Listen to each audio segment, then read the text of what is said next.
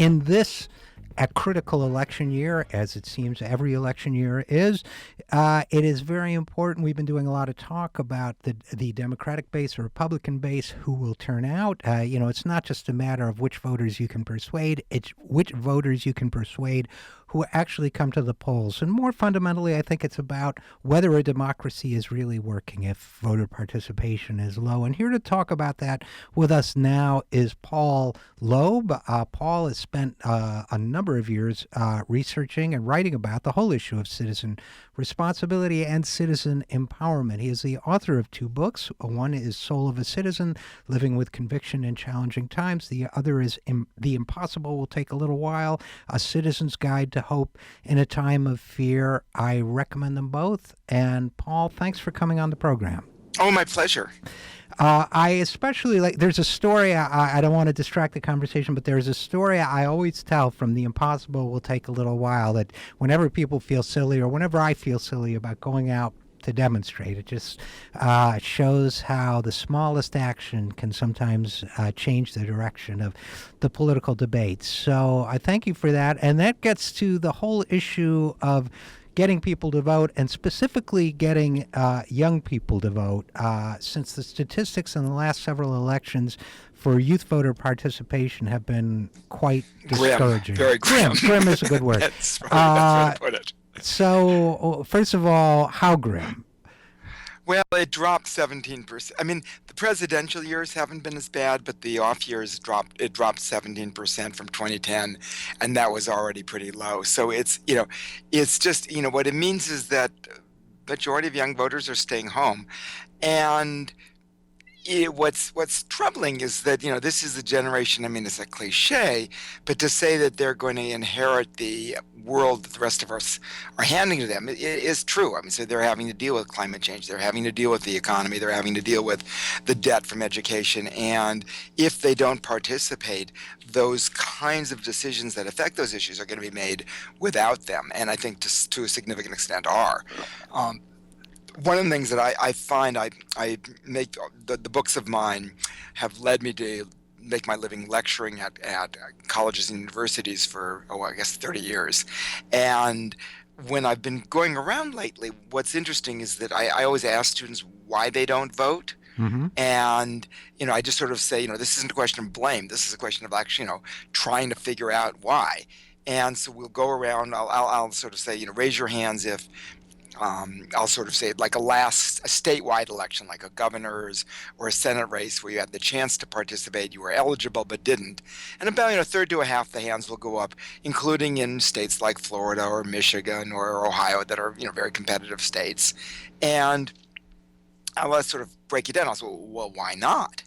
And they'll talk about the barriers, the knowledge barriers, the new voting laws, not knowing where to register, not knowing when to register, what kinds of IDs, when are the deadlines, when is early voting, just the really practical stuff. And then they'll also talk about the sort of, which we can maybe get to later, the psychological barriers, which is the perception that, quote, they're all corrupt, they're all the same, there's no difference, it's not going to really matter. And so those two really conjoin. And I think we sort of alluded to it in the intro, but what I do now is I run the National Nonpartisan Campus Election Engagement Project, which works with colleges and universities to get them to use their institutional resources to help students to participate. So, a school cannot, how to describe it, a school cannot take a stand on a candidate. It would be very inappropriate. But a school can help people navigate the voting laws. A school can help students register during orientation or classroom registration, help them register to vote. A school can distribute nonpartisan materials like some of the nonpartisan candidates that we generate, candidate guides that we generate. And a school can run a sort of concerted nonpartisan get out the vote effort. They just have to apply it to getting out the vote of every eligible student, as opposed to a particular party or candidate. And so that's primarily what we do, is to work with the schools, let them draw on the resources of other campuses that have had effective and creative initiatives, and then get them to help their students participate. Because I think that actually does make as I mentioned, the national youth vote went down 17% from 2010 to 14. In schools where we could measure that we were working with, it went up 16%. So I think it can make a significant difference even when there are a lot of other adverse headwinds. You know, Paul, you raise a couple issues that I think are very important, and I know you have the Campus Election Engagement Project, and the two issues that both of which I want to explore a little further. One is nonpartisanship, and the second is blame for the youth voter turnout. And let's start with nonpartisanship, and what I mean by that is that there was a time in my memory and yours, when it was accepted, it was fundamental, and it was bipartisan. It was agreed across the political spectrum that maximizing voter turnout was an essential element of making ours a healthy and successful democracy. You know, I consider myself nonpartisan, but I support a number of positions and points of view and Right. so on. So I support, I'm inclined towards one or another politician based on that. And right now I am working for a politician, but in the long term, what I really do believe, and I know you believe too, is that our democracy depends on the participation of all. That used to be a non-partisan idea, and I think it still can be, and I think your goals are focused that way. Am I missing something there? No, they absolutely are. And I think, I mean, to me, it's a challenge. Well, it's a challenge to whatever party gains power in any kind of context, state or national, to use it certainly appropriately to promote the ideals that that particular party believes in, but not necessarily for accruing more power for partisan gain. And so I look at there's a great book called Give Us the Ballot. You might have interviewed the author of it, and I look at the heroes of that book include really prominent Republicans like Everett Dirksen and Robert Dole, and more recently Congressman Sensenbrenner. But there have been fewer in recent years on that side, and it's disturbed me, because to me people should be, well we had a in my state of Washington, we had a contested election that was 134 votes for a governor's race. And our Secretary of State was a Republican, and he said, it's 3 recounts. This is the way it went. The person that I voted for lost, and that's democracy. Right. And that's really how it should be. But I'm afraid that it's a little bit less so that way these days, and that does trouble me. Right, I mean, and we get into as a project, we don't get into those kinds of debates.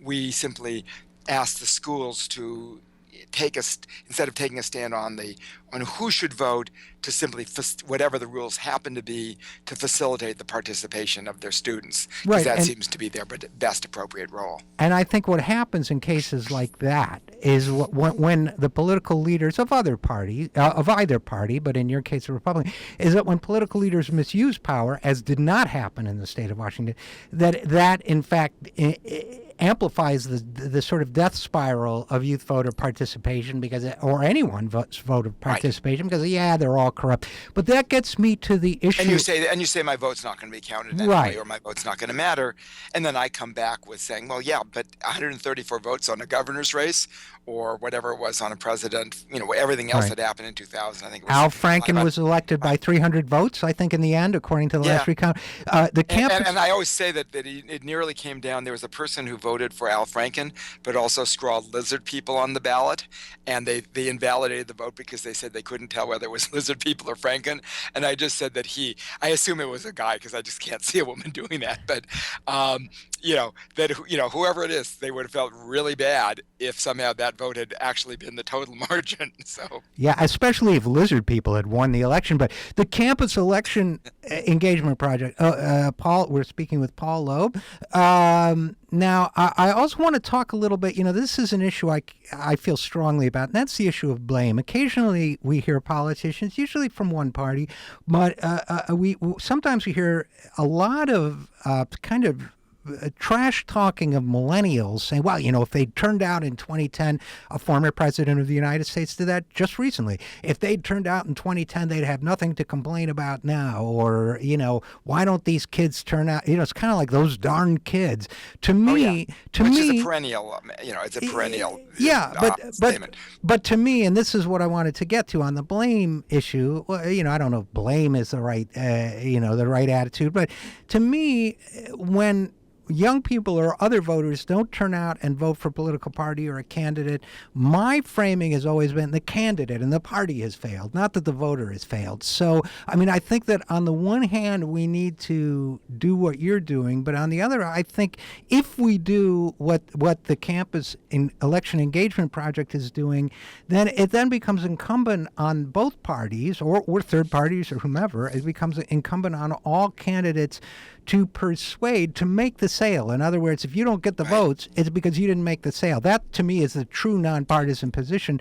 But what we've got to do is make sure that people are participating and that they're going to make their voices heard. Does that make sense?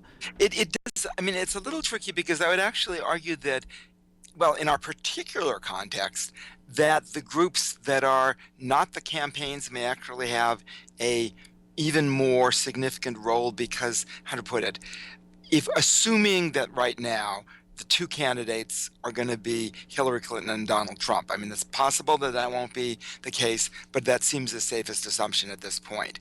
And both of them have extraordinarily high negatives and extraordinarily high levels of mistrust. And so on a certain level, and this is true across the board, but it's particularly salient with younger people and younger potential voters. And so if in fact either of those candidates say something at this point, it may not necessarily be believed. And so what I would argue is that what it does is it creates a more important role for all the rest of us who are ordinary citizens who are either volunteering, well, potentially with those candidates' campaigns, or in nonpartisan efforts like ours to say, look, one of them will be, assuming they are the nominees, one of them will be president. One of them will appoint a Supreme Court. One of them will appoint the head of the EPA. One of them will, get into wars, not get into wars, keep Obamacare, scrap Obamacare, all the issues at stake.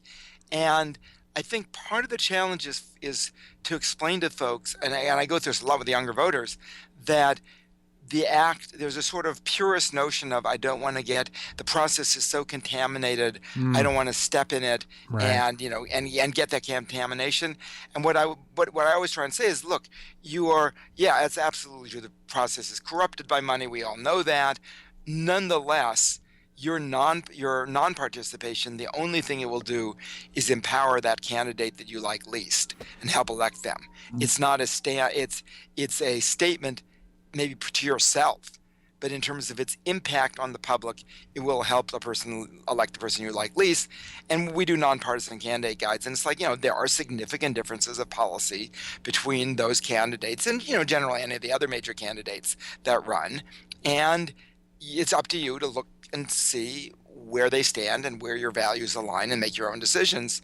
But to simply say they're all the same is not factually correct. Right. No, but I think it's hard. It's hard sometimes, particularly younger voters, to get past that. I agree with that. I agree with that 100%, Paul Loeb. And I will say that it raises what I consider both a philosophical and a strategic question. I mean, on the one hand, I do think that there's the process. It suggests the process needs to be changed.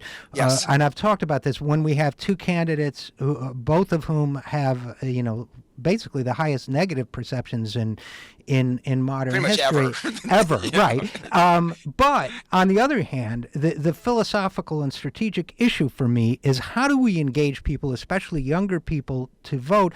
We've idealized the candidate. That sort of empty spaces that the candidate fills. We've identified the concept of the candidate so that real life people who maybe do not reflect our values in every way, or maybe even many ways, that if one is appreciably closer to producing the outcome we prefer than the other, that it's a turnoff because we may think they're cynical or they're compromised or and they may be. And they may be. But so how do we somehow, like I've tried to say to people, my emotional attachment is to the best outcome for human beings, not to I like him more than her or her more than him or Correct. them, that I'm not like charismatically drawn to. It's not who I want to have a beer with. It's not who even necessarily who inspires and uplifts me. It's how can we excite people about I think there's a couple results? ways to do it. One is to recognize that, and this is what I say in my talks, that and in my books, that politics does not end on election day at the same time as election day is highly significant in shaping the landscape around it. So, give an example from The Impossible will take a little while, which had a new version last year, which is the Keystone Pipeline. So, you had a situation where at the beginning of the Obama administration, the Keystone Pipeline that's carrying the tar sands down from, well, now burning Alberta, Canada, are it's a done deal. Everybody knows it's a done deal. Everybody knows it's going to roll through. So much money has been spread about. These things generally aren't controversial, and so it's more than just the conventional wisdom. Even the people who are opposing it pretty much acknowledge that it's a doomed fight, but it's still a fight worth taking. I have a friend who was very integral to the process because she lived in Nebraska. It was coming through near where she lived. She took the very radical action of holding a potluck, gathering 3 or 4 more people, and then they start organizing and it starts building. Nebraska is a very conservative state, and they find this rock-rigged Republican rancher named Randy Thompson who looks like John Wayne and whose land is in the path of it, and he says, "I will not be bullied. This is my family's land." And they do we stand with Randy campaign, and they start organizing and they start shifting the dynamic. And meanwhile, people are protesting at the White House in their Obama gear, many of them saying, we voted for you, we want you to take a stand and lead on this. And Obama sort of kicks the can down the road and kicks it down the road and kicks it down the road. Right. And then eventually, there was a sort of key moment where TransCanada, the company, had bought up every ad space they could, so they buy up the space at the Cornhuskers football team stadium. It goes on the Jumbotron, and suddenly the stadium erupts in boos, and this isn't the game plan, but the organizing has managed to turn things. And to me, it's a perfect example that, here's something that looked like it was going to roll through, and then because of the significant pressure that ordinary citizens organized and created, the decision got reversed. Right, and to me, argue that, and unfortunately, and I'm not certain on this, that probably had Mitt Romney been the president, probably wouldn't have been reversed because Romney had less allegiance to the groups that were protesting than Obama did. And so whatever one thinks of that decision, I would argue that the fact that Obama was reelected was significant in it for those people who have that perspective, and the fact that they persisted and didn't take his initial response as the final verdict, but pushed him on the issues they cared about. And it takes both. And the same thing, certainly is true. You can look at Republican examples as well. Right. I think, we'll have to end it there, but that speaks exactly to what I was saying, which is that not to have your attachment to the candidate, but in this case, to the planet. And that's the kind of shift we need, and we need more voter engagement, that it should be something everybody agrees about from left to right. So Paul Loeb, thanks so much for coming on the program and talking my pleasure. about it. If they want to check out theimpossible.org is the URL of one of the books titles that's easiest to spell, and campuselect.org is the Campus Election Engagement Project. Great. Well, I encourage people to do that. And once again, thanks for coming on the program. My pleasure.